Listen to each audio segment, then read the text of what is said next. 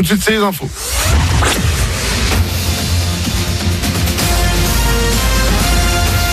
Toute l'actu sur Monaco Menton avec Frédéric Plat. Bonjour, lunettes de soleil et même crème solaire cet après-midi, mais davantage dans les terres qu'à la plage. C'est dans le moyen et l'arrière-pays maralpin qu'il va faire le plus chaud, jusqu'à 25 contre 22 sur le littoral. Pour tous, un grand soleil depuis le lever du jour. C'était la météo sur Énergie avec le Taj, restaurant indien à Menton, en livraison à domicile et vente à emporter.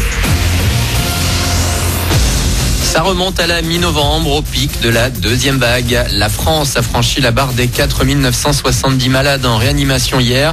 Une situation plus que tendue, notamment en région parisienne. Mais l'épidémie progresse désormais partout et menace les hôpitaux. Dans les Alpes-Maritimes, on suit attentivement le taux d'incidence qui est reparti à la hausse ces derniers jours. Il est actuellement à 463 cas pour 100 000 habitants. Si on regarde en détail, les jeunes sont clairement les plus touchés, avec 662 cas toujours pour 100 000 habitants chez les 10-19 ans, 654 pour les 20-29. On passe sous les 400 chez les 60 ans et plus. Il faut donc continuer à respecter les gestes barrières et accélérer la vaccination le plus vite possible, mais la ville de Menton a annoncé hier sur son compte Facebook devoir suspendre pendant quelques jours les réservations de vaccination. La demande serait trop forte et les doses manquantes. Le labo américain Johnson & Johnson devrait nous donner un petit coup de pouce. Les premières livraisons arriveront le 19 avril en France. Un nouveau vaccin qui a un gros avantage. Il n'y a qu'une seule dose à injecter. Dans l'actu également, un étudiant de Sciences Po Menton jugé à Paris pour appel à la haine. Les faits remontent à fin octobre dernier. Avec des amis mineurs, il avait sur Twitter adressé des messages contre la communauté asiatique qu'ils accusaient d'être responsables de la pandémie.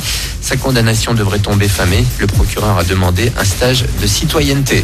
On connaît les premières conclusions du rapport de l'Organisation mondiale de la santé sur l'origine du virus. Les experts écartent l'hypothèse d'une fuite provenant d'un labo. Ils parlent d'une transmission à l'homme par l'intermédiaire d'un animal infecté par une chauve-souris, sans plus de précision pour l'instant. 6 mois plus tard, dans les vallées sinistrées des Alpes-Maritimes, les stigmates sont omniprésents. Vous pourrez le constater ce soir dans un documentaire diffusé sur la chaîne Public Sénat. En plus des différents chantiers de reconstruction, vous verrez aussi la générosité des assos et bénévoles, la résilience des habitants de la Roya notamment. C'est à 22h. Elle n'est plus de la première fraîcheur, mais c'est pourtant la plus féconde. La région sud Provence-Alpes-Côte d'Azur.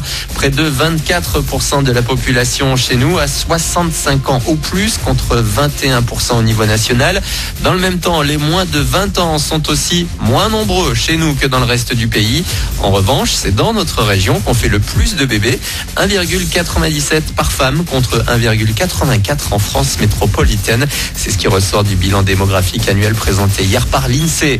En sport, cette claque à domicile pour la Roca Team. Entre deux matchs d'Eurocup, les basketteurs monégasques jouaient hier un match en retard de la 25e journée élite face à Cholet. La rencontre avait été reportée à cause de cas Covid chez l'équipe adverse. Les joueurs du Maine-et-Loire se sont imposés avec 21 points d'avance à Gaston Médecin, 97-76. Voilà pour votre actu. 9h04, excellent début de journée à vous avec Manu.